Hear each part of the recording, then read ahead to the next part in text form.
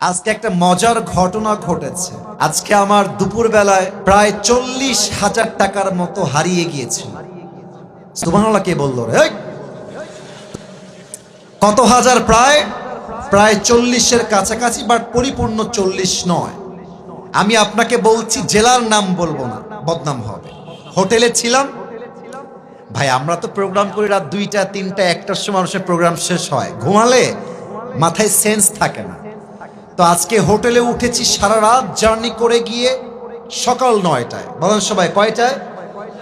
সকাল 9টায়। সকাল হয়ে গেছে। তো আমি আবার পায়জামার পকেটে টাকা রেখেছিলাম প্রায় 35 থেকে 40 কাছাকাছি, এরকম কিছু একটা অ্যামাউন্টের টাকা।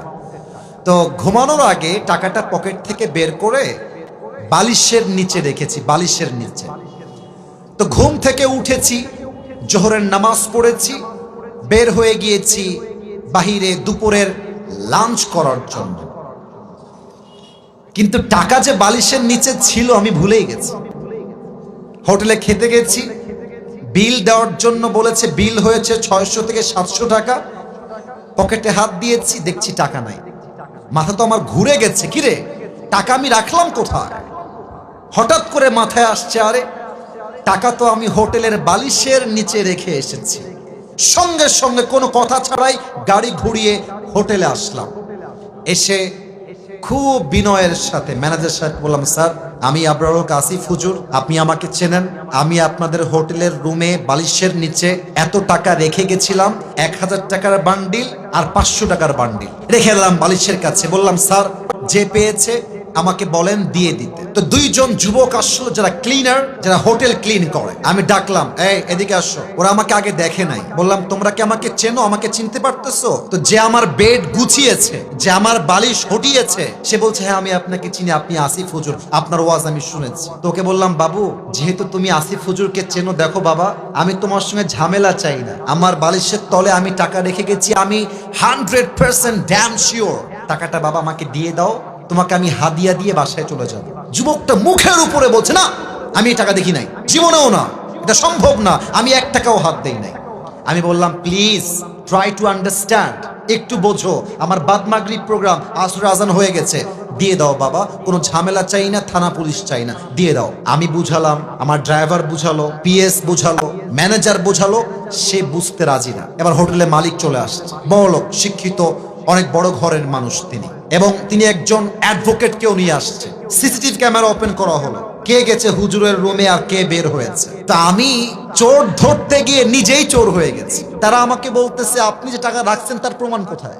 আমাকে বলতেছে, বিনয়ের সাথেই বলছে যে, স্যার আপনি যে টাকা রেখেছেন এখানে 40,000 টাকা, তার প্রমাণ কি আপনি আমাকে বলেন।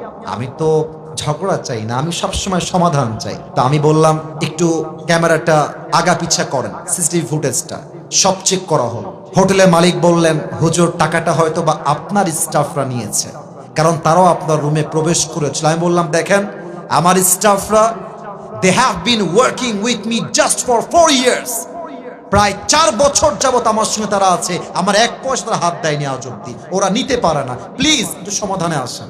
না, উনি মানতে রাজি না, উনি বললেন এটা হতে পারে না, আমরা সরি। লাস্টে যখন ফিরে আসবো, টাকার আশাই বাদ দিয়ে দিয়েছি। অ্যাডভোকেট তাকে আবারও বলছে, এই ছেলে টাকা নিয়েছো, থাকলে দিয়ে দাও, কোনো মারামারি হবে না, দিয়ে দাও, আসিফ তোমাকে ছেড়ে বাসায় যাবে। ও বলছে, না আমি টাকা নেই নাই। আমিও টাকার আশা বাদ দিলাম, যে থাক ওইটা বাদ, ওটা পাওয়া যাবে না। জাস্ট আসার সময় তাকে বললাম যে, স্যার দেখেন আমি আসিফ হুজুর, আমি কোনো গন্ডগোল চাই না, আপনার হোটেলের বদনাম চাই না, তবে একটা আবদার রাখবো, এই যুবকটা যে রুমে থাকে, চেক হিজ রুম, রুমটা চেক করে। বলছে, ঠিক আছে হুজুর, আপনার লাস্ট আবদার আমরা রাখবো। হোটেল ম্যানেজার, হোটেল মালিক, অ্যাডভোকেট এবং আমার 3 জন স্টাফ ও রুমে গেল। রুমে গিয়ে দেখবেন টয়লেটের উপরে একটা ছোট্ট করে জায়গা থাকে, এই ঢোপ টোপ রাখার জন্য, অনেক জিনিস রাখার জন্য। একজন গিয়ে সোজা ওখানে আঘাত করছে। যখনই খুলেছে দেখছে আমার সব টাকা ওখানে রাখা আছে।